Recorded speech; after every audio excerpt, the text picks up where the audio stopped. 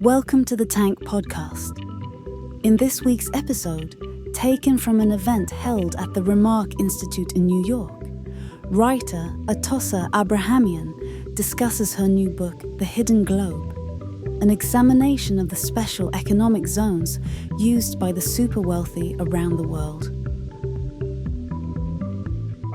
Welcome, in most of your cases, back to the Remark Institute, now with microphones and extra recording devices. For those of you who don't know me, I'm Stefanos Geroulanos. I'm the director here. And it's a pleasure to be getting a chance to host Atossa Abrahamian for her book, The Hidden Globe, How Wealth Hacks the World, which was published a couple of months ago.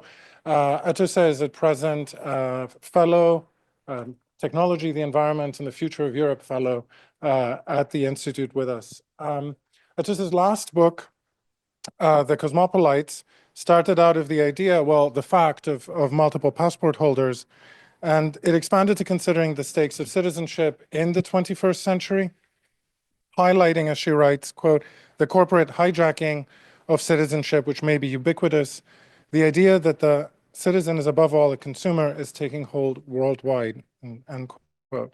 Now, this question of the relationship between funds as opposed to and citizenship and power is also involved in The Hidden Globe. The Hidden Globe, she writes a couple of pages in, this is the awkward moment when I read your words in your presence, is a transfiguration of the map that we all know, an accretion of cracks and concessions, suspensions and abstractions, carve-outs and free zones, and other places without nationality in the conventional sense, stretching from the ocean floor to outer space. The Hidden Globe is a mercenary world order in which the power to make and shape law is bought, sold, hacked, reshaped, deterritorialized, reterritorialized, transplanted, and reimagined. It is state power catapulted beyond the state's borders. It is also a state selective abdication of certain powers within its remit, enclaves filled not by lawlessness, but by different, weirder laws, end quote. I wanted to quote the passage because it's in some ways much more, like infinitely better, as the rest of the book is much more beautifully written than anything I could adumbrate from it. But I'm effectively asking three people to adumbrate and discuss in my in my stead. Susie Hansen, immediately to my left, is the author of the award-winning Notes on a Foreign Country. Actually, all three of them are award-winning, so I will say this once and we can go. The author of Notes on a Foreign Country, which was a finalist for the 2018 Pulitzer Prize in General Nonfiction. She writes quite regularly for the New York Times, New York Magazine, The New Yorker, and is working on a book on Turkey. Vanessa Ogle, furthest to the left right now, is Associate Professor of History at Yale and the author of The Global Transformation of Time, 1870 to 1950. She is now working on a history of offshore and tax havens titled Archipelago Capitalism, A History of the Offshore World, 1920s to 1980s. And awkwardly enough, I will introduce Christy Thornton, who is stuck in a delayed train on the subway, but has texted that the train is now moving and she's close enough, who is Associate Professor of History at New York University and linked to sociology and the Center for Latin American and Caribbean Studies, and joined us this year after teaching for several years at Johns Hopkins. Christy is the author of Revolution and Development, Mexico and the Governance of the Global Economy, and also the co-director, along with Quinn Slobodian, of the History and Political Economy Project. We had Quinn maybe 18 months ago, speaking of a project that in many ways seems like a sibling book to Atossa's, and we will be discussing his new book in May. So I don't want to take up any more time. Please join me in welcoming Atossa and our presenters, and then we'll have Christy as well. We hadn't decided in what order we'd go, but I'm guessing we can. After Atossa, we can see this quite easily. So please join me in welcome. All right, thanks everyone for coming. It's such an honor to be among these wonderful panelists and all of you guys. I thought I'd just say a few words about how I ended up writing this book, because it's not maybe an obvious book for someone working as a journalist to write, but there is a logic to it, I promise. And then a little bit about, the politics and the contents of the book. So I got here to this hidden universe through two ways. I grew up in Geneva, which is, I argue in the book, the ground zero for this kind of activity.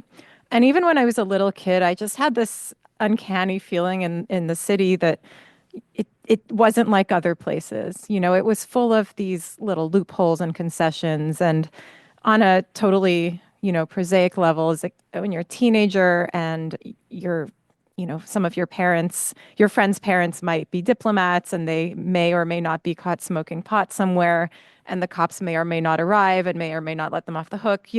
That kind of getting away with minor transgressions by virtue of being in a certain position or having a certain status, that was always in the background. And that happened with some frequency. It was mostly parking and speeding related. So we're not talking about murder on the high seas. This is minor stuff, but it still informs the worldview that you acquire as a teenager. And so that was kind of in the background. Geneva is also full of weird little geographies, like the Geneva Freeport, which is a warehouse. It's not a secret. There's signs for it everywhere. You get off the plane, you go on the highway, Port Franc. You walk around town, there's a weird little sign for Port Franc. I never really thought about it. I just took it for granted. I thought it was part of the airport or part of the train station. And it was only, 30 years later that I figured out that it was an entrepot for some of the most famous artworks in the world. And you'd never know that from the little sign on the street or on the highway. So that's where I come from. I was also a child of UN employees, the UN being its own kind of jurisdiction. And I remember spending a lot of sick days. I think of this now because my kids have been sick for 1,000 days. And I spent all my sick days at the UN just sort of loitering in the hall and taking it all in. And, again, understanding that this was a place apart, but not really understanding how or why. And later I understood that this was a carve out as well, and for good reason, but a carve out nonetheless, where things like labor laws don't apply. And when I was in graduate school, I actually did a thesis on sexual harassment at the UN, which I tried to publish and it was too early. It was in 2011. If only it had been 5 years later, it would have been much more successful. But it's not a lawlessness. It's its own system of law. It's its own norms, and they're not exactly what you'd expect. So fast forward a long time. I'm in New York. I'm working as a journalist, and I started to become interested in this idea of citizenship for the same reasons. I felt totally stateless. I had a bunch of passports. They didn't mean anything to me. And when I found out that there were countries that were selling passports, it seemed to validate my personal identity crisis that none of this means anything. Of course, it means a great deal to a lot of people. However, you can buy a passport. Many countries sell them. And since I started to write about it, it's become a multi-billion-dollar business. And my first book, I was lucky in that I was on the story early and I was able to watch this kind of industry, which for a long time was kind of shady. And, Vanessa knows about this, but, back page of the FT kind of classified ads next to the, prostitutes and stuff, to something that is like McKinsey-ish, like, big law, like consultants and accountants and just a polished industry that has conferences and invites people like Kofi Annan to speak at their galas and stuff. And don't have any illusions. This is passport selling. This is countries selling their passport to rich people who often want to avoid taxes, who want a plan B in case things go south at home, who might be politically exposed in various ways. Interestingly, now this world has started to, it used to be very specifically targeted to UHNWIs, ultra high net worth individuals. And now it's the merely wealthy, because more and more people are realizing that the place they live maybe is not the greatest place to live. Anyhow, this industry, this world of passport selling, raised a lot of questions for me. Namely, what is sovereignty if you can do this? Like, why are we still talking about sovereignty, like this wonderful, grand, mythical thing, if you can just sell a passport like it's a pair of sneakers, and if a country can do this? And that's a big question, and I don't entirely have the answers. In fact, I spent a very long time trying to read about sovereignty and understand all the theories of it. And then I, I read a lot. I took some classes, and then I stopped doing that because it didn't actually help me describe what I wanted to describe, which is this world of loopholes and concessions and zones and places that don't quite fit. And I approached this book. So I spent a lot of time reading about sovereignty. I also spent a lot of time reading about how pernicious some of these jurisdictions are. Tax havens are, unquestionably making the world more unequal. They allow people to hide their money. Passport jurisdictions allow people to get out of Dodge the second they want to. Everyone else is stuck. You can see how there are different rules for the rich and for everybody else.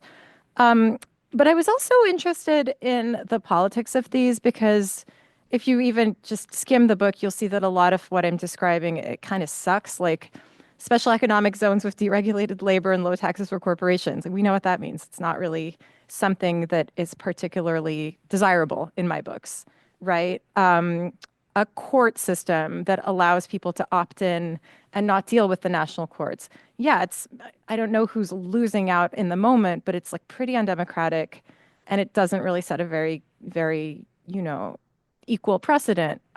It also has the effect of taking the lawyer money and siphoning it off to these private courts at the expense of the public system. You keep seeing this pattern of privatization and of money leaving the public system and going into the hands of corporations and private individuals. And that's not something that I would characterize as great for the world. But at the same time, I wanted to do two things. I wanted to write about this world in a way that was peopled, that had people in it, and that would necessarily mean talking to them. And I wanted to give them a fair shake, the people who built this world. Like in the first book, I was really interested in the middlemen and the sort of enablers, a lot of them management consultants and lawyers. But I had to have conversations with them where I wasn't just berating them for their role in like inequality and neoliberalism and deregulation and all these terrible things. And so I had some really actually very open and kind of challenging conversations with the people, with my protagonists. And I think that was the right approach because what that allowed me to do is to understand the contingencies that went into what they were doing. So to use an example, this fellow Mark Beer, white shoe lawyer turned general counsel at MasterCard, was living in Dubai and had all of these ideas about law and economics. Namely, he thinks, and a lot of people think, that the purpose of law is to develop national economies and to make, places more competitive for business. We could get into how that is a pernicious ideology, or we could also think about how someone arrives at it more or less organically without being in a university. And Mark Beer was just kind of listening to people reading stuff, had maybe slightly libertarian or conservative leanings, but wasn't getting there by reading, Hayek or Milton Friedman. It was kind of interestingly an organic development of his politics.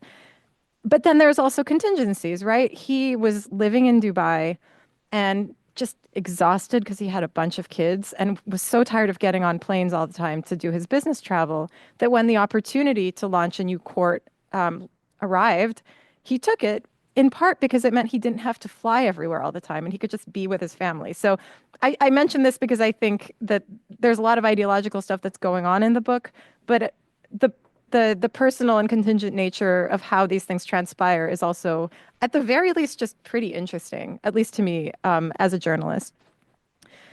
And the other reason that I have been accused slash told that I'm too nice to some of my subjects and that I'm too easy on the hidden globe, that I should be more, denounce it more. And there's a whole school of people who write about similar things. And the whole argument is these places are terrible. They should be shut down. Let's bring back, the strong state and get rid of these exceptions and we'll all live happily ever after.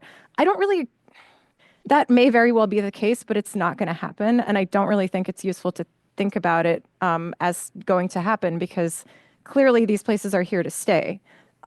We can argue about whether it's good or bad, but that is my strong belief. And from where I'm coming from, if I'm saying on the one hand, we can't be so precious about the nation state and its borders and its mythologies, then we still have to give these places some consideration. We have to take them seriously and not immediately denounce them as being, immediately bad, even though most of them are. And so it's tough, and I'm very ambivalent about that, but that's kind of where I land in the book. I would love for somebody on the left to come up with a creative use of extraterritorial space, leftist special economic zone. That's not really what I do, but I'm hoping that this book, this effort, maybe opens up, maybe gives people some ideas. And I might also in 5 years realize that I've made a terrible mistake and that these places are awful and they should be shut down and that we should bring back the nation state. But I believe in taking intellectual risks, and you can throw eggs at me if you prefer. So what I have always been really obsessed with is migration and movement of people, and why we are so impeded in our movements, and how we can not be. And something that came up very early when I was conceptualizing this book was this idea of charter cities. And, for those of you who don't know, an economist named Paul Romer, he's very well known, he won a Nobel Prize in the early 2000s, came up with this idea. He wrote this paper saying, well, we should have charter cities because there's so many countries in the world that have bad laws. If only they had good laws, then the businesses would come and people would have better jobs and everything would improve. It would lift all the boats. And the way that this would work was that, the theory goes, a country with good laws would take over a piece of land in a country with bad laws and, start that process. Everybody knows what that sounds like. It's not very good. And for a long time, I read many papers about what a bad idea charter cities are. And to be sure, there is an existing one that is directly inspired by Paul Romer's work, and in fact, in the beginning, more or less enabled by Paul Romer himself. He's distanced himself from this in Honduras, and it's essentially a special economic zone on steroids. I don't know what's going on there besides like wellness retreats and experimental DNA treatments for people who want to live a million years or just like be more attractive. It's a weird kind of techie scene. I think they would like to be like a Dubai kind of place where companies will go incorporate and, the rest of it, that's at least what they say. But it's interesting that this charter city is now, they are suing the state of Honduras for threatening their business, and this is going to be ongoing for a while. Interestingly, the person in charge of financial services at this charter city, that's called Prospera, is now the assistant. He has a high-ranking role in the Trump administration in the Department of Commerce and Trade. So it'll be interesting to see if that has an effect on the litigation, on the international courts, and what happens there. But anyway, this is all to say that I was in this rabbit hole of, wow, this is so pernicious. And then I finally got a hold of Paul Romer, and he agreed to be interviewed. And it's funny because I actually changed my mind a little bit, not in the sense that I now support this libertarian, whatever it is, but he was talking about migration and how he felt very hopeless about the prospects for more migration, especially in the U.S. and Europe, Australia, New Zealand, but more generally everywhere, because countries were becoming so politicians were becoming so xenophobic, and politicians were campaigning on this, and it seemed to be working. And so his position was, well, we're not going to open up the borders in any meaningful way anytime soon, so why don't we think outside the box? Again, this has pitfalls, right? But I've kind of come to that conclusion as well. It feels really hopeless out there. And there are more people than ever who want to move. And why isn't there a place in the world where anyone can just show up and live? It sounds like a hopelessly naive question. I understand that. But it's also, it preoccupies me. Why isn't there? We have a very big world. We have lots of different types of jurisdictions that we play with all the time. Why don't we make something like that? Call it a charter city, call it a free zone, call it whatever you want. But that was kind of keeping me up at night. Like, why can't there be more spaces like that for migration? Again, I understand there are many pitfalls here, but I just wanted to bring that back on the table, hopefully from a perspective that people don't think is like a right-wing libertarian one, but something hopefully a little bit more humane. I should stop soon because we're going to run out of time. But I guess to conclude, it's hard to get people interested in this sort of stuff because it's abstract, it's hidden, it can be a little boring at times. You know, it was really difficult to find characters and places that could even hold my attention. Writing about your bog standard special economic zone, you know, in the middle of like Kenya that manufactures t-shirts and like, yeah, it's like bad labor conditions. It sucks, but like, what else are you going to say? Like, we know this narrative already. This is a familiar story. And so I wanted to add to that, and I wanted to engage people in a way that wasn't just scolding, because I don't think that that has worked either. We have read so many reports about tax havens and inequality, and I don't know very much. I mean, when the Panama Papers came out, I was like, oh, everything's going to change. There's no way that this can keep going. And guess what? It's still here. There have been some reforms, there's been some more awareness, but I don't know that it's really landed the way that I hoped it would. And so this is in a way an attempt at like maybe moving the conversation forward a little bit, not by scolding, not by even making revelations that people haven't already made. I'm in great debt to so many researchers and economists and academics who have done a lot of the legwork. I guess at a very basic level, I just wanted people to come out of it with a new, just seeing the world differently, like blowing their minds a little bit in the way that you get your mind blown in a dorm room when you're a freshman and like you took a philosophy class and you smoked some pot, you know, just like a little bit like, oh my God, I didn't know that was there. And I hope I've achieved that. I don't know what's going to come of it, but I hope that this book at least makes people consider the idea that maybe time isn't what we think it is, space isn't what we think it is, nations aren't what we think they are, certainly laws aren't what we think they are, and that we have a little bit more agency in shaping what these things mean. So, thank you.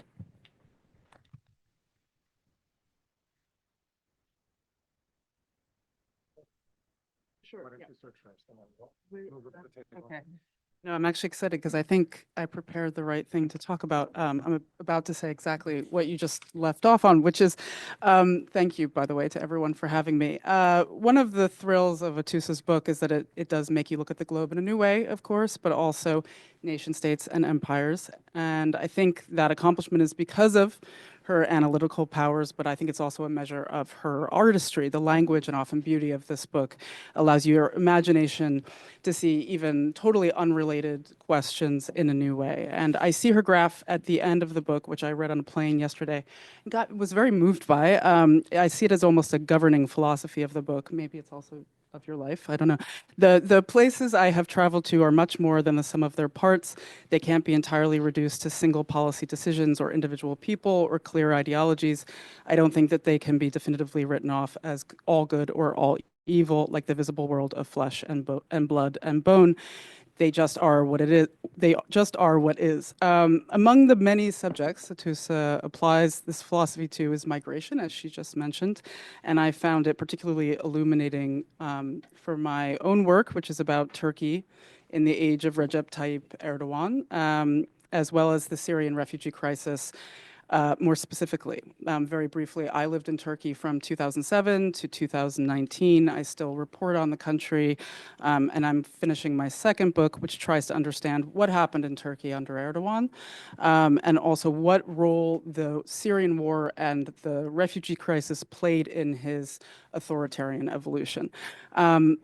As you know, Atussa's book has these very moving passages about charter cities and also these grim offshore jails for migrants in places like Australia, of which, of course, she's critical. But as she writes of the charter city idea, when you consider the tested options for would-be migrants, the drawbacks of a potential charter city or zone start to look like a somewhat lesser evil. The ferocity with, I'm paraphrasing, the ferocity with which the United States, the EU, and Australia have resisted newcomers is only growing. The existing hacks, and I think the examples she mentions are Remain in Mexico, but also EU migrant pushbacks, which is relevant for what I'm going to talk about, were conceived not to benefit migrant populations, but to keep people out, to help nationalists win elections and preserve the ethno-linguistic status quo. And I'm mentioning all these things because I want to consider Turkey as this weird hybrid mishmash case, because it doesn't really fit into any of these categories, and it has had so many phases of this long refugee crisis that it sort of represents many different ideas. And I want to ask how we're supposed to regard it, what happened there in the spirit of the hidden globe, because it's really difficult to resist the temptation, and I'm a journalist, to say whether or not something is good or bad, especially when you're writing about a crazy and often cruel autocrat. But first, I think we have to look at what happened, as Atossa suggests, and look at what this thing even was. So in Turkey, the initial plan was in 2011, after the war in Syria began, was to be a conventional and even eager refugee host, which is very unusual. They built these very nice refugee camps by the border. They welcomed their Syrian brothers to safety, and I think they were genuinely actually moved, at least in the first month or so, by the violence to do so. It was also, of course, to increase Turkey's stature on the world stage, which was very important to a leader like Erdogan.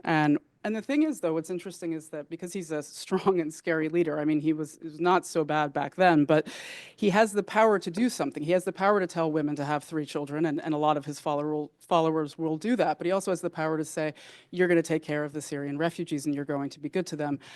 And many of his people will actually listen. So it's sort of, I think Alexander Betts at the time even told me, Atossa quotes him, that authoritarian countries sometimes have a better experience with refugee crises because of this. But what happened after that? The international community came in, the aid agencies came in, and I think this was a real wait a minute moment for Erdogan. It offended his sense of independence, it offended his sense of his own competence and his country's sovereignty. And he said, well, I can do this myself. We have our own aid agency. We are an increasingly wealthy country. We can build really good camps because we're awesome at construction, until recently. And they essentially told the international community, we are in charge, you cannot tell us what to do. And I think what's interesting, I think this was the beginning of when he started to detach himself from the Western system, of the Western sphere.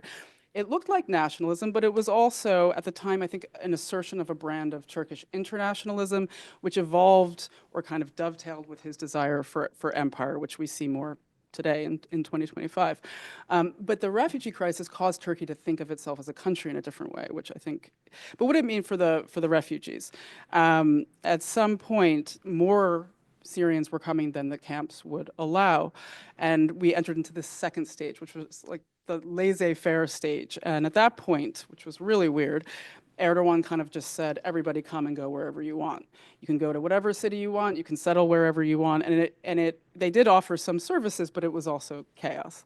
But I remember a friend of mine who happens to be an expert in humanitarian aid, said, let's see what happens here, because we have seen that putting a lot of Iraqi refugees in a depressing suburb in Sweden is not necessarily the path to human health and human happiness. And so let's see, maybe, think about it. Damascus is similar to Istanbul. If you're a refugee from Damascus, will you enjoy finding a neighborhood that looks like the one that you came from and that also has the same conservative mores? Maybe in some weird way, this will be better, which really blew my mind. And it was a struggle for them to enter schools, to find healthcare, but many Syrians did. Kids I met in 2015 have now graduated from Turkish universities, and this was okay for a while. And Erdogan even offered, some Syrians citizenship. But then another phase, 2 things happened. The economic situation deteriorated, and Erdogan became more repressive, and this is the next phase of refugee management, which is when Erdogan made a deal with the Europeans to keep the Syrians in Turkey, not let them go to Europe, for billions of dollars. And Atossa calls the EU migrant pushbacks and this general sort of move at this time a hack. I mean, this is slightly different, but it was also a hack for Erdogan in another way. I think to look at the country on the other side of the hack is kind of interesting. He was essentially renting his land to the Europeans in exchange to keep the Syrians on its shores. And what he did is he bragged to his voters, hey, look, I'm getting all this money for like new hospitals or whatever. We have no idea what happened to that money. And in the bargain, he also was able to get Europe to ignore all of his other human rights violations, especially what he was doing to the Kurds. Now, almost everyone at this point thinks this was a disgusting bargain. It was blackmail. Also visa-free access in Europe for Turkish citizens, right? Yes, Yes. yeah, that is That's very important. But it's customary to think of this as a very gross deal. It's customary to think of almost everything he does as disgusting. But I think this is the way that Atossa's book compels you to consider other modes of understanding, because of course Turkey didn't shove people into off-site island jails, at least for a long time. And it didn't necessarily keep them out until the last years of this crisis. It chose this other messy path for many, many years. I want to be clear, life was horrible for the Syrians, and I recommend a great recent piece in the New York Times Magazine by Alia Malik on this. But as you know, many attempted to flee Turkey. They weren't happy there. They were trying to get to Europe. Many people died at sea. I have kept a log of every Turkish newspaper headline for the last 6 years that reported on a Syrian who was killed in a fight in Turkey, or children who drowned in rivers or lakes, or people who burned in houses because it was unsafe housing, or in workplaces because they were terrible, unsafe factories and they had no rights. We know what laissez-faire systems do. I think the racism, Turks are very racist against Arabs in general. I think it was unbearable towards the end. And in the last years, with the cooperation of the Europeans, Turkey was trying to expel thousands of Syrians, first arresting them on dubious charges and housing them in detention centers. It was actually Politico that did a huge, incredible project on this. And then they were throwing the Syrians back into Syria. During this whole time, the Syrians had no say in the governance of their lives. And obviously, so this model was not the best one. But now Assad has fallen. And many of those 3 to 4 million people who came to Turkey after 15 years of war are going home. And I just came from Turkey yesterday. And families are choosing to stay or go, right? They are leaving because of the racism or the lack of opportunity, often because they have no clear paths to citizenship. I think that was a massive one. But also just because of the economy. So I was reporting on this family that owns a pastry shop, baklava, and they were very successful for many, many years. And I didn't think they would go back, actually, but they might go back because if there are no more Syrians to buy the Syrian pastries because the Turks don't buy them, then how will their business survive? My point is that there are choices being made, and if you look at it, what is a border now? Is Turkey an authoritarian nation state or this kind of weird mini empire? Turkish cities now control Syrian ones in northern Syria, like the municipalities of Gaziantep are hooked up to the municipalities of Syrian cities. The border has been blurred in all these new ways. The Turkish flag, as you can see, is being hanged on Syrian buildings. And you have people now who speak both Turkish and Arabic, who will maybe have an advantage in this new world. So the Europeans didn't hack the system for the good of the migrants, and the Turks didn't keep them out of altruism. But my point is that somehow, in the end, millions of people had some options in a decent country that it was amenable to limited freedom of movement for a foreign population within its border. I don't really know sometimes how this happened. So what would we call this model? Or was it even a model? And as I think Atossa's book allows us to consider, was it more a series of reactions to an extremely turbulent world and time? It was one that was at times compassionate and cruel and transactional and desperate. It was so many things at once. And I think in a way we don't know yet, because it's only the Syrians themselves who are still in the arc of this, who are experiencing the arc of all of this, or only they can really tell us. But I would be curious what you think, most of all. Thank you. Thank you very much.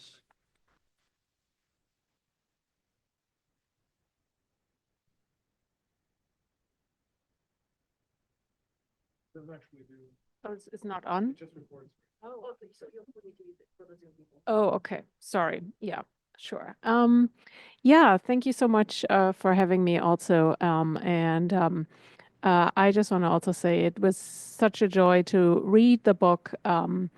And you know, obviously because of what it says, but also because of the way in which it conveys it, is so wonderfully well written. And as someone who, you know, does spend significant amounts of time reading academic books that are not always written in such a wonderful, accessible fashion, it was just refreshing, even on that level. This is actually the first time that I'm seeing the hardcover version, like in reality, because I had the sort of pre-publication review uncorrected page proofs copy, which looks nothing as beautiful as this with the cover. So you can buy it even, you know, just because it really also looks great. So I want to talk first about a few conceptual points that the book raises for me, and in those remarks, I'll wear my historian hat a bit more than that of a sort of general reader.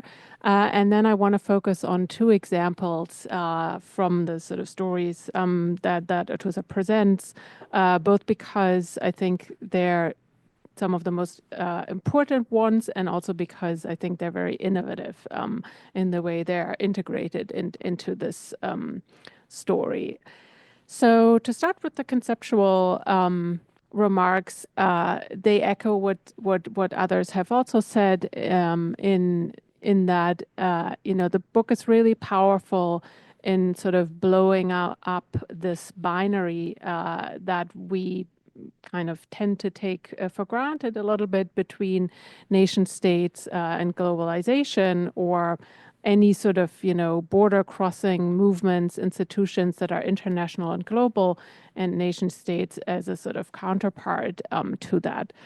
And as a historian, I might sort of, you know, to that binary, I might want to add empires, especially when we sort of look back longer. Given that we're here at NYU, I should add federations, I suppose, as another form of organization. And those have, at least since sort of the early modern period, I think for most people, you know, constituted the typical forms of political organization that we see sort of emerge through history, through these centuries. And the book, I think, is a forceful reminder that there have always been these other odd, weird places, and not just that they've always been there, but that they also persist even, you know, through the centuries into an age that we associate with different forms of political organization, and where we use nation states as sort of convenient shorthands to, you know, make sense of world order in some ways. And I really love the way in which Atossa sort of anchors all these stories, which are, you know, taken from the present, in their really kind of deep historical lineages. And she shows how these things go back, you know, quite a bit often, and how then they essentially culminate in some of these examples that she chooses. And I think that's very powerful. And for me as a historian, it raises important questions, and it makes me want to think about what this world, this other world, this hidden globe does in the 20th century for this world and in this world of nation states. In some ways, I've tried to think of it as a sort of recreation of some features of a kind of older imperial world. But it's not sort of, you know, a straightforward analogy, but these are, I think, some of the questions that on a conceptual level, when we're interested in these things, that the book very powerfully sort of raises and forces us to consider beyond some more familiar sort of models that we have for talking and thinking about these things.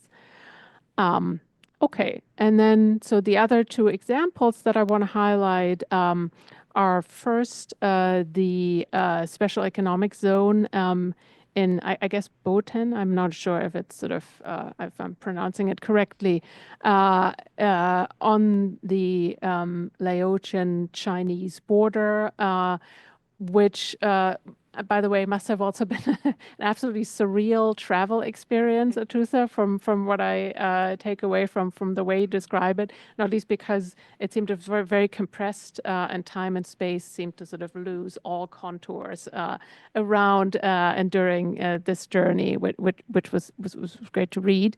But what is described in this chapter or this section of the book is how this special economic zone essentially has attracted a sort of massive amount of crime of all, imaginable types, from wildlife trafficking, from sex trafficking, from all kinds of other illicit activities, to forms of corruption that are facilitated through this, and what have you. And I think it is very important to remind ourselves that these illicit activities, perhaps not always on the kind of scale that, are encountered in this example, but these illicit activities are very much part of this world of, special places with odd sovereignties, and economic and political regimes. And I say this based on, in some part, my own experience of researching and writing this. And to illustrate this, I want to relay a brief episode, an interview that I did with what you called sort of one of the enablers who essentially, historically, in my case, kind of created this, contributed to the creation of a sort of tax haven landscape in the Caribbean in this case. So shortly before the pandemic, I interviewed a British barrister who at that point was a very elderly man, but still active, operating in London. And, while he did not allow me essentially officially to use any of our conversation in my research, it was still highly fascinating and interesting on a sort of atmospheric and impressionistic basis.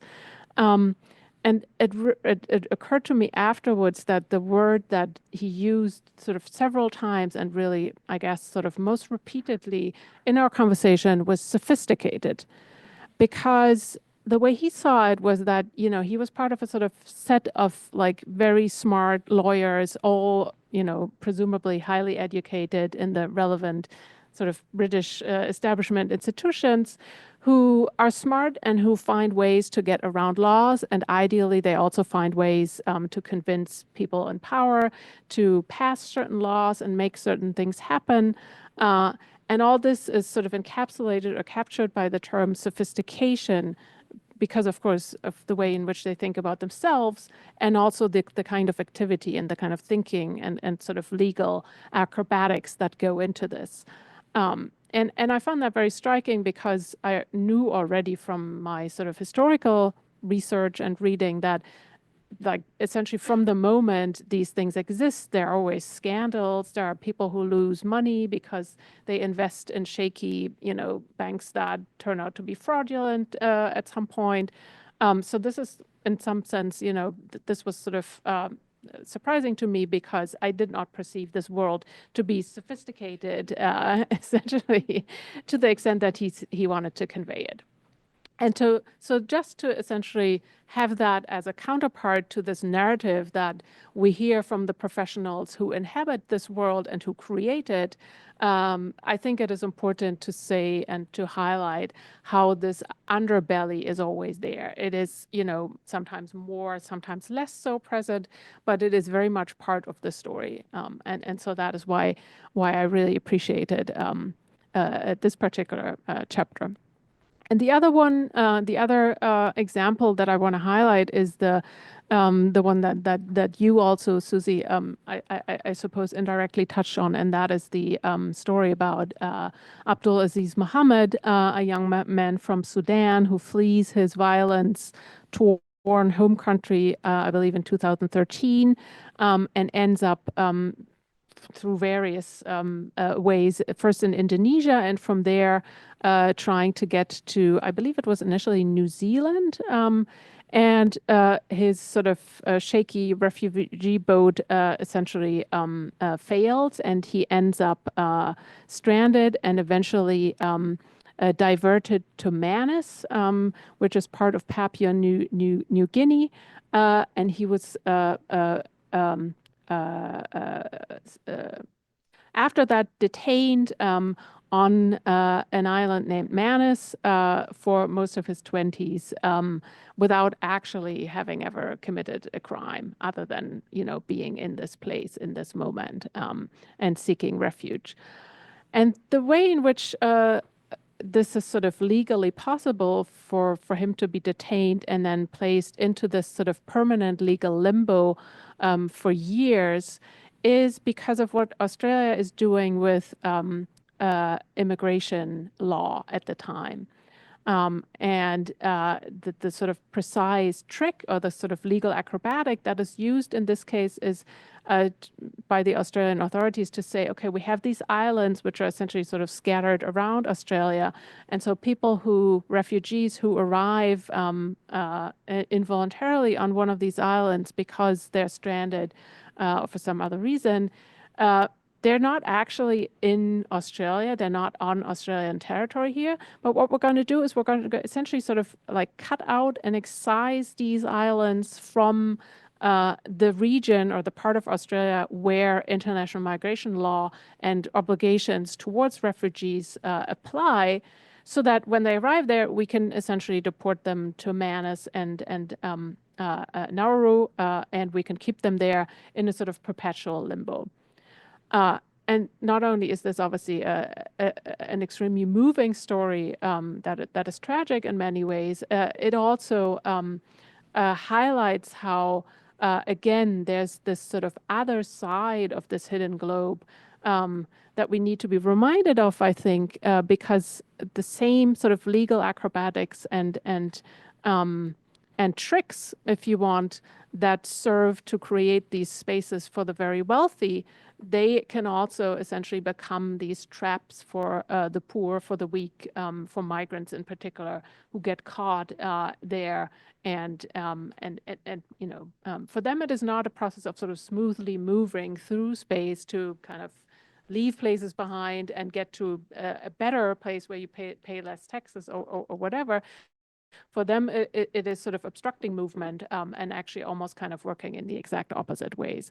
And that to me was a sort of really innovative and new way of thinking about precisely the way in which these things are actually part of the same story. And I had not found that expressed anywhere sort of in the same convincing way as here. So I think in the interest of time, maybe I'll just stop here and leave it at that. And just to say again, like how much I enjoyed reading the book. Thank you.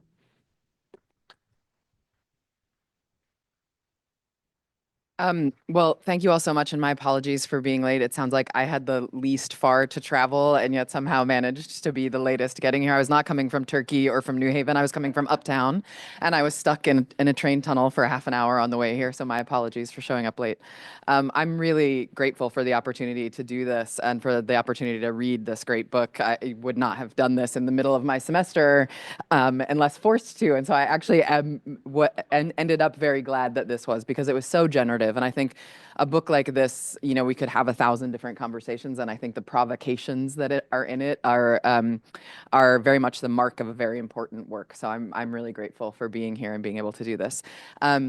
I sort of picked out 3 key themes that came up for me as key to understanding the world that Atossa is trying to describe here. And the first one is regarding law and its functions with regard to property and capital accumulation. That's the thread that kind of goes through the entire thing.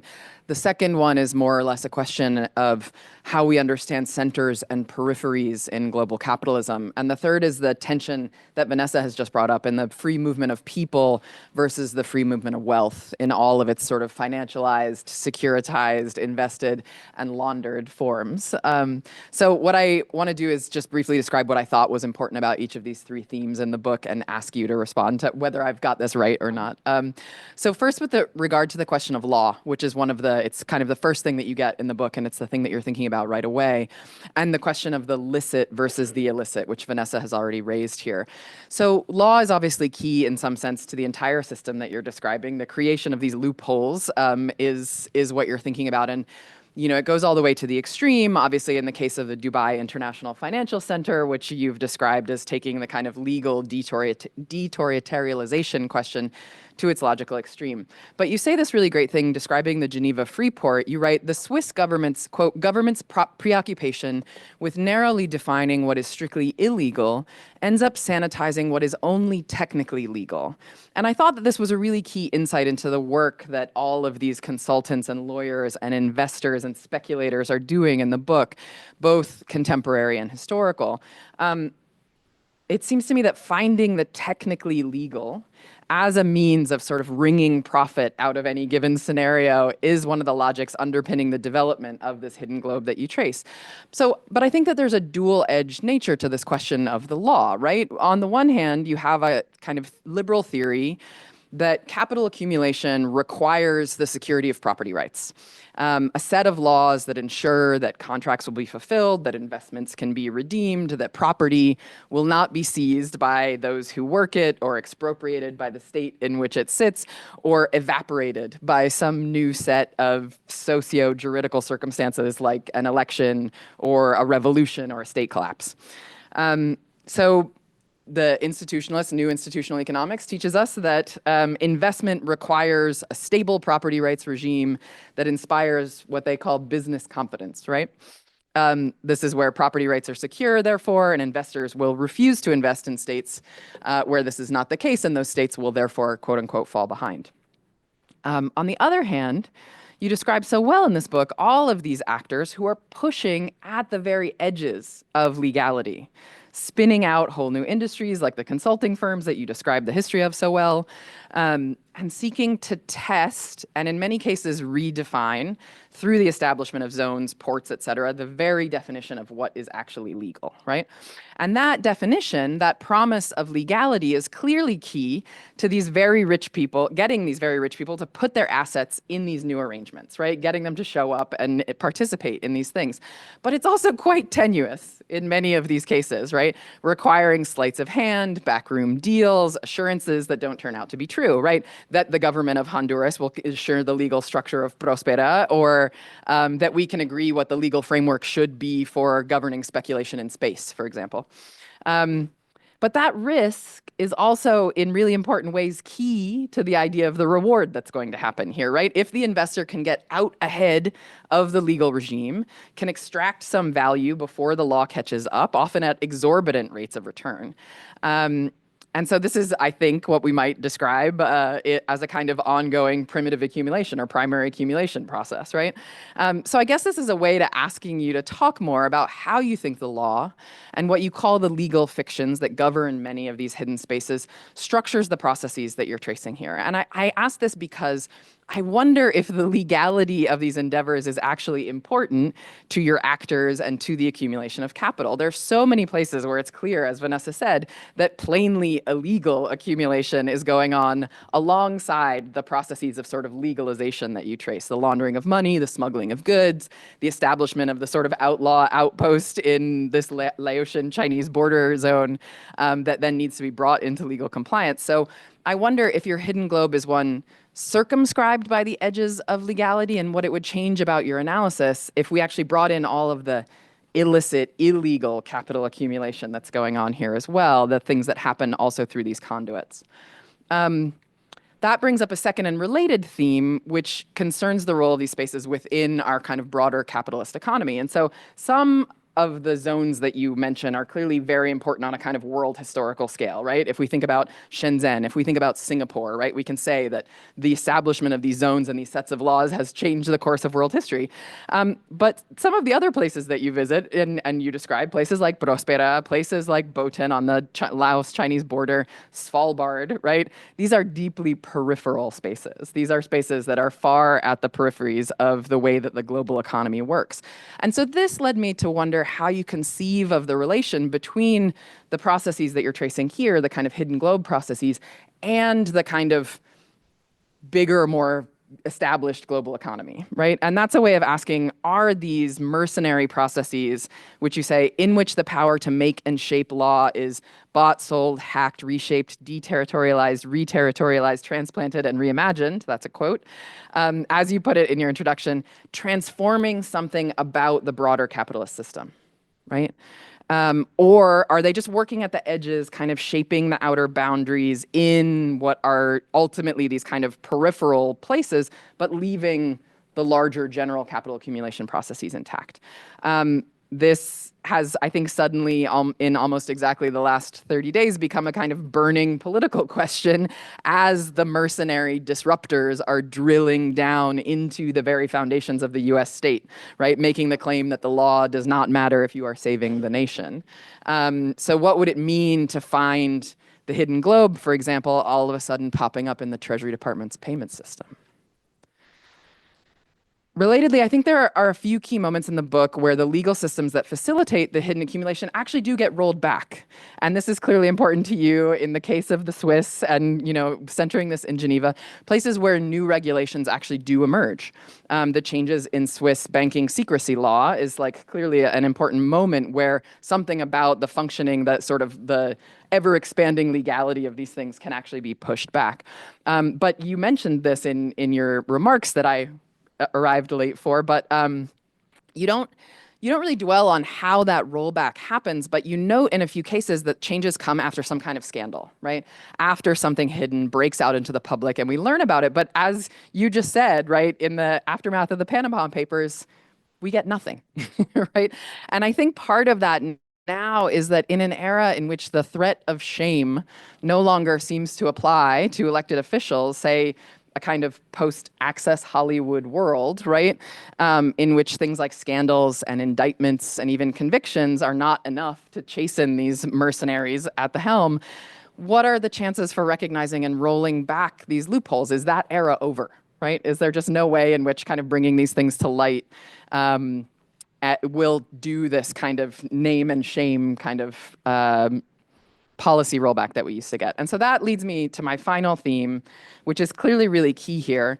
And that is the question, as Vanessa also brought up, about the movement of people versus the movement of capital. And that capital is both financial and physical in many of these cases. So you have a number of really provocative examples here. And I think some of what you were saying at the end of your remarks is some of the kind of ambiguity that goes into these examples of the many ways that people have imagined subverting or altering border regimes. And this includes your discussion of the kind of moral ambiguity of these refugee work camps. And here I should say the historical example that you draw from Dara Orenstein, your discussions with her about the Jewish refugees in the Holocaust just blew my mind and really unsettled me in thinking what I think about this. But it struck me as I was reading that mobile labor, that is the movement of humans, and mobile capital in your telling sort of remain two poles of the story. And I wasn't sure. I wanted to ask you how it is you're arguing about what connects them, right? What connects those two poles? Because you use the example of Haitian refugees being interned on US ships and in Guantanamo Bay as a form of the externalization of the US border. And this is obviously another story that is very tragically has increasing relevance on every day in our current regime. This led me to think about the ways that the processes you're describing with regard to the increased mobility of capital should be implicated in the story you're describing with regard to the mobility of people, right? So can we come up with what the actual connection is there between them? So Haiti, of course, as we all know, after freeing itself from the brutality of one of Europe's most profitable slave systems, is famously made to pay an indemnity of 150 million French francs to the former owners of the people who make up the new citizenry for the capital losses in the form of human freedom. This is a very similar process, and it's no coincidence that it's in the French Empire, to the process in which you describe the body becomes a bond, as you describe in this example from the late 18th century of the securitization of vaccinated children in France. To To pay this sum, of course, the Haitian state, having gone through its revolution, the cane fields are burned, the workers cannot be forced back into the kind of work that will allow the Haitian state to have its export revenues. And so what do they have to do? They have to turn to the French banks. And so they borrow from the French banks to pay the indemnity to France for the slaveholders. And over the course of the 19th century, as that debt is rolled over and refinanced, we will get to the point where eventually US financiers are involved in the form of the National City Bank of New York, today Citicorp, and they will assume that outstanding debt, right? And so when Haitians then can't pay that debt to National City Bank in the 20th century, as we know, the US will send in the Marines to occupy the customs house. Which is big stick border externalization par excellence. And we know that this is a practice that Haiti does not, unfortunately, suffer alone. So the very processes that lead to the establishment of the Duvalier dictatorship, from which we find Haitians fleeing in your book, first slowly in the 1960s and then increasingly in the 1980s and 1990s, are ones underpinned by a globalizing financial sector seeking new forms of financial return offshore in these earlier iterations, right? So this led me to wonder how we should conceive of the relationship between capital seeking these new forms of return around the globe and people fleeing the circumstances to which that accumulation strategy contributes, right? I think it's not for nothing that Bill Clinton, who oversees the interdiction of these Haitian refugees and screening of Haitian asylum seekers on this ship that you trace in one of the really great chapters of this book, goes on after the devastating earthquake in Haiti in 2010 to oversee using USAID funding appropriated by his wife, then Secretary of State Hillary Clinton, under the auspices of the Clinton Foundation, to oversee the founding of what? A special economic zone, right, in Haiti, with the idea that by building a massive garment factory and a new export port on the north shore of Haiti, that they will attract foreign capital, provide jobs, prevent Haitians from having to leave in order to feed their families. And so we should perhaps not be surprised that this effort failed spectacularly, though quietly and away from the spotlight. You know, one of the things that I was thinking about as I was reading this is historians of the Caribbean often make the claim that the Caribbean is the center of the modern world, right? It's the place from which modernity, we should really think of it springing. And so I wonder how we might think of the story of Haiti, right? Its declaration of freedom, its subordination to capital in this long arc from Enlightenment to neoliberalism as a space that begins to demonstrate that linkage between those two poles. So I'll stop there. Thanks so much.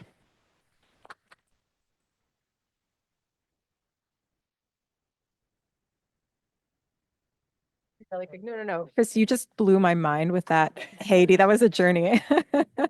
I'll address one thing that I've actually struggled with, and I'm glad you all brought up, and that's the legality versus illegality. And initially my instinct was to say, so I do find that crime is sort of boring conceptually because everyone agrees that it's illegal and like people are going to do crimes and that's boring. Like we know it's bad. We know like it is a sanctioned crimes are bad. Like we know this and people do them and like crime bad. And so I have at various times thought, okay, I'm not going to deal with the criminal stuff because there isn't any interesting ambiguity there. They're just breaking the law. But as you all point out, there's, the line between legal and illegal is blurry. And there are a few things came up on that subject when I was reporting this book. One is that these things the illegal and the legal often come together.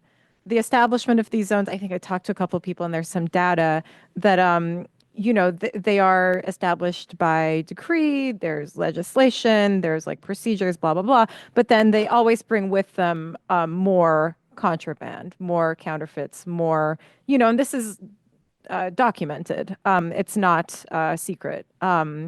And people are well aware of this. Countries are aware of this when they sign on to have a new special economic zone. And I think there's just this tacit understanding that it's a risk worth taking.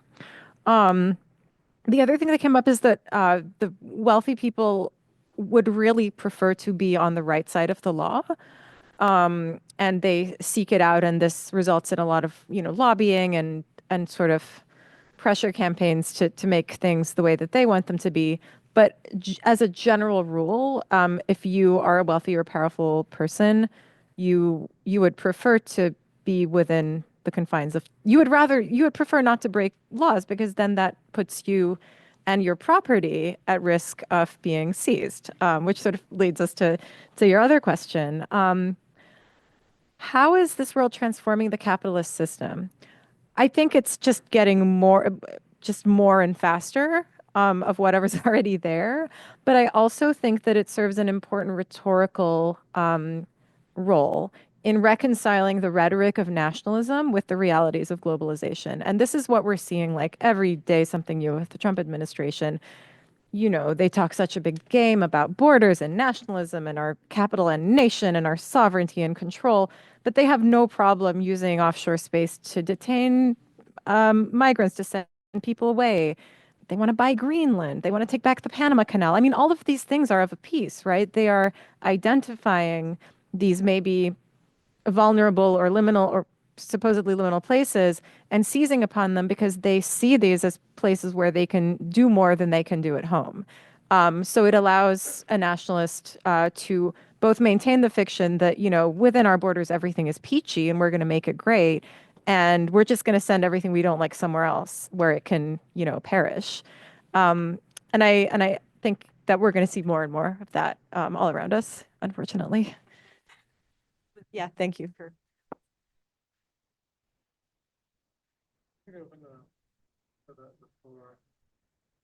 I actually have a question. I quite love the way that you structured the book, that it starts out of Hans Ziegler, or that it starts with a discussion with Hans Ziegler, who sort of sounds like a kind of stand-in or like a fantasy person he almost sounds like a fantasy person, like you want somebody who's opposed to this entire regime from the get-go. And he stands in for the reader in a particular way as we then proceed through the point where I too love the ships chapter, the decommissioning or the sort of never quite decommissioning of ships, which feels like what you were saying about the system. It's just not going to go away. It's just like an old ship that kind of creaks and creaks until it's like either given a new flag or just basically partly recycled and put into some system that'll look shinier. And then from there all the way to Luxembourg and the stars. And so I was wondering about this kind of structure of what your aim was, the sense that there is something that's endless. Is the old ship a metaphor for kind of our vision of capitalism? Do we move, we move progressively out of a comfort zone until we move to the stars and then back to questions of immigration and the Laos. I'm curious where you. I think that a ship is more a symbol of the state, and like it keeps changing form and adding and enhancing and changing and traveling and moving and wheeling its influence elsewhere until it becomes something almost unrecognizable, thanks to the forces of capitalism. But yeah, the structure, I always knew that because all of these places are linked either through ideas or sometimes through people. I was pleasantly surprised as a writer when I found out that the architect of the Dubai International Financial Center courts was also really into space law. For my purposes, like it did not get better than this. I was like, oh my God. He even moonlighted the justice minister of a almost thought experiment space-based nation that has no territory, which really endeared me to him because I too am a citizen of this entity for experimental purposes. But if you go from like Dubai space and then by way of Luxembourg, it almost mirrors or kind of follows the movement of money in a very real way. You'll have a company in Dubai using a trust in Luxembourg that's maybe investing in a space company that's going to space. So all of these kind of networks is almost a spider web or an archipelago, as Vanessa likes to use the word. Yeah, it's all connected in a way that sometimes made me want to put on a little tinfoil hat and hide. I'm like, it really isn't all that connected. It's terrifying. But there is an interesting way in which you actually skirt this kind of this isn't exactly a conspiracy scenario, but it is about understanding a structure of a world, which does feel like it fuels conspiracies, not just by virtue of its existence, but by virtue of the fact that somebody doesn't understand it. And it feels like, the they becomes ever bigger and ever more dramatic in this regard. That's one of the real strengths here. Stuart Eldon. Thank you. I haven't yet read the book, but I feel I should now after this. So it's worked for that purpose. Trying to think about this in terms of territory, which I've been interested in, and to think about how much what you're doing in the book is exposing change in the contemporary. How much is it exposing a myth in how we imagined that things were in the previous? There seems to be a bit of a tension in that, and I'm not yet clear the way this is being argued about how we think about that. This idea that the nation has a state which has a territory over which sovereignty is exercised as an exclusive, that's always been a myth. And that even in the states that formed the United Nations and formed the kind of the post-war settlement, they were all colonial powers of various kinds at the time. They were all exercising their own sovereignty in a way that they were not admitting of other countries. And that there's always been the porosity of borders, the loopholes, the exceptions, that even in Western Europe, the borders change. And if you go out, borders change for various reasons at different times. So can you maybe say something about how much this is exposing the myth of, what sometimes gets called the Westphalian state, which is completely ahistorical in the way that it gets played. How much is it exposing the myth? How much is it a shift in it, or is it simply an acceleration of something along those lines? Yeah, the Westphalian state, quote unquote, takes a beating because it is indeed a very myth, and something. Actually, this came up in a conversation with my publisher where she was like, everyone thinks that this system has just been around forever, but actually it's only been around since like the 60s. That's so new. Like there are people in this room that are older than that, sorry, was that? That was great. And yeah, we're just honestly brainwashed into thinking that this is the be all end all of like world organization. It's never been that way and it will never be that way. And it's crazy to think that it will. And yet that is actually what you're taught in school, even in these, international schools that I went to, that you'd think would be a little more evolved on that. But no, it's like the unit is the nation state, is the territory, is the law, is the people, is the border. And something that I really try to do in the book, I hope it lands, is to show how these things can be kind of divorced from one another really easily by like one guy sitting in Dubai, sometimes. It doesn't take a lot to shatter this myth. Martin. Well, I also haven't read the book, but I did buy it already, knowing that this would be interesting for me. So I'm a lawyer and maybe a mercenary also because I'm an international lawyer and been in these places. But I'm interested precisely in this interaction between the legal and the illegal. And two things I would want to say and maybe ask your comment then on. One is, well, I'm completely with you that this thing with the Westphalian sovereignty, it was always a mirage. It was never really operating as European textbooks wanted it to operate once upon a time, but not so much any longer. And that there was always the idea that something else is going on. But at the moment before people were just thinking that this mirage was a reality was a very long period. And so for most of the history of legal arrangement at a larger scale of things, the world was very messy, legally speaking, and there were all kinds of arrangements. And starting obviously from late medieval period and the feudal period, when the legal relationships, were not articulated so much in a territorial way than in an interpersonal way, which gave much more leeway to different kinds of arrangements. So I wonder if the book has an undercurrent that suggests that we return to this much longer period of type of regulation where the territoriality starts to be less of an importance, and the ingenuity of the practical lawyers who can recreate networks of human relationships in different ways will then be forwarded. And the second thing I just want to say is that that I've encountered two types, many types, but especially two types.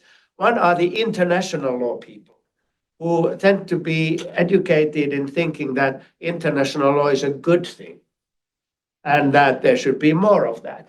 And they have created a sense that there is this very visible facade, very thin, but visible facade of the UN and an international treaty network and a diplomacy imagined as a kind of administration of a legal system.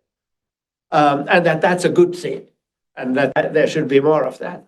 But that's a really small group of people who've ever thought that way. And for most domestic lawyers, it's obvious that law is a tool with which you do things for your clients. And for every situation, there are two ways to go, and you choose and you talk with the client and you make it complex and you try to defend for various things. And you don't live in this ideological work where you think that this is good. Now, that choice then intervenes when you choose your client and you say, no, I can't do this. And these things happen, but not that the law in itself would be good or bad, which I think when you say that you're not interested in the illegal because it's just boring, because it's illegal and we don't know. So I would like to question that a little bit, because that illegality is a creation of the law as well. And the law is with which we play. We are constantly creating both law and spaces of illegality. So if we have the sense now that law is ubiquitous, that you can't access anything in the world without going through these legal vocabularies and institutions and practices and techniques, and worst of all, speaking to lawyers. So that is true because the law is on all sides at the same time. So that makes me question a little bit maybe I read you wrong, and everything you've said is so intelligent, and the little pieces I've been reading on my computer that are available. I have the book now, but so they seem to be so seductive. But that the law is a really complex technique, and that I would say on the illegal side, there are also interesting things to look at, and at least not maybe to a priori believe that it's only this liminal space. But the liminal space is constantly moving and in both directions. Yeah, no, so I overstated my disinterest in illegality. I mean, more as journalists will sometimes approach a story by looking at the worst possible thing that can happen and saying, look at this place, look at these scumbags, look at all the laws they're breaking, look at all the people they're oppressing, like, look how bad this is and how many rules are being broken and nobody's doing anything about it. That's not the approach I've taken with this book. I'm a little more interested in how the place came about, how it was even allowed to exist in the first place, So I'm with you, I think, and of course, illegality is the other side of legality, and these things shift. So as a journalist, as a reporter, I was less focused on finding the worst than, showing how it was built. Something that gets written a lot about is this supposed lawlessness or crime on the high seas. This is becoming an obsession of a lot of people. And in the chapter about the ocean specifically, I wanted to not focus on that, in part because it's been well covered. Like, we know bad things happen at sea. We know that people are like literally enslaved to catch shrimp on ships. It's horrible.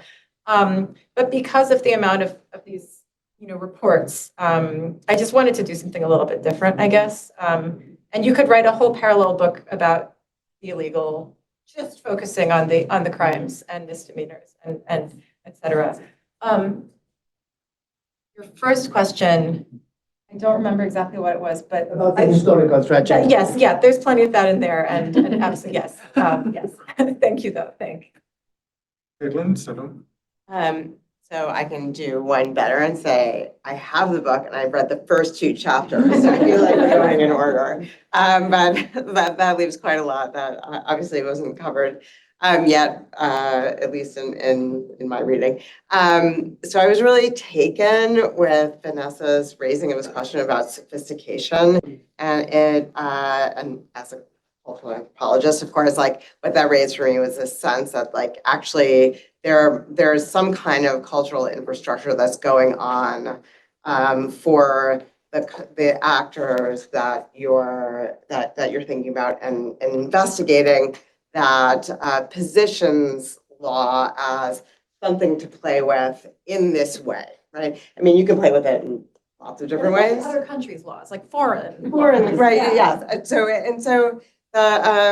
I'm wondering if you could talk a little bit about what that kind of social and cultural framework is, where it comes from, like what schools are they going to, like what clubs are they attending, like how is this how is there a social international space that's being constructed in tandem with this geographic one that seems like it enables each other, and what is the relationship between the nation state and those kinds of zones?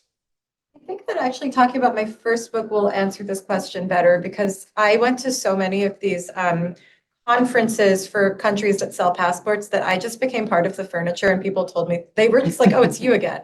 What's up? Like, they didn't even regard me as like a journalist. And so I got to like see, and both there and in this book, to answer your question about the social world, you'll notice that there are like no women in the book. I tried. You know, for better or for worse, that is the world. Those are the people that I encountered, the majority of the people I spoke to. It's not to say that there aren't any women, but the jurisdictions I decided to work with, the stories I decided to tell, that these happen to be men. So it didn't happen to be men, maybe by design. And I think that there have been, I think if you look especially about the Brits in this universe of tax havens and their role in like overseas territories, then you'll have a much more coherent social world.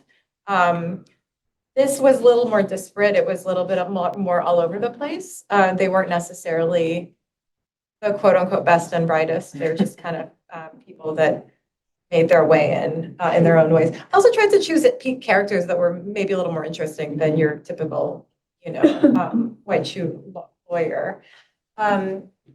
But yeah, but yes, so the ways that these social worlds form, I think it's a lot of conferences and junkets, and people will go to the conference and they'll go to the bar and they'll go to the after party, and like that's how the relationships form. There's a really interesting conference that happens once a year in Miami called Offshore Alert, and it has been described, Vanessa, maybe you've been to this. It has been described as the bar in Star Wars where the bad guys and the good guys meet. And it's literally like that. Like one year I went and they said something like, oh, so-and-so can't come. He's been arrested. He's supposed to give a talk, he's been arrested. But all of the, and they all give out like pens and stuff for you to remember their firm by. And like, but like the pens of the firm were all over the place. And so like the guy who'd been arrested, all of his merch was like on the table. It was really funny. But basically there's just a whole circuit that people travel in and meet each other in and kind of develop these ties. I think that maybe something you were getting at is how do they self-identify like nationally? Was that, or like where does national? Yeah, well, I mean, I could answer that question. It also, there's always like something more than I'm just British or I'm just American. Very memorably, one of my characters identifies as a white African.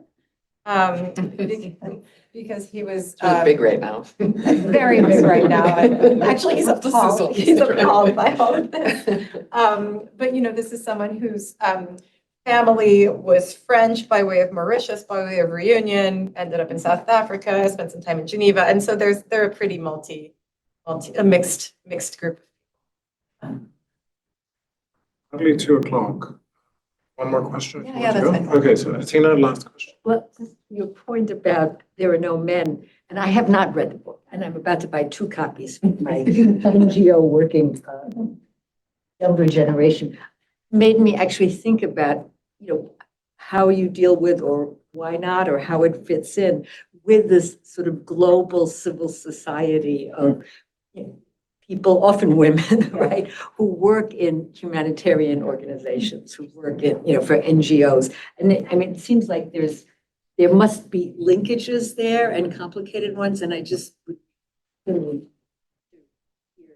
Yeah, whether you do or not, or why. I'm ashamed to say that I don't think the word gender appears once in the book. It just wasn't really within the scope of what I was trying to do here. And I've thought about, I think about it, of course, a lot. But yeah, sorry, I don't have a good answer. But I was sort of asking about this sort of world of NGOs. Yeah, oh, you So mean how the it kind staffing of of connects NGOs? to kind of humanitarian civil society. Yeah, I don't talk so much about those organizations besides one that one of the people in the book is working for now. And those are, it's a small one and it's pension. So it's, I don't think really fits what you're describing. Yeah, there's a little bit about the presence of this NGO world in Geneva and its influence on the city, but I don't really get into too much of what they're doing on the ground.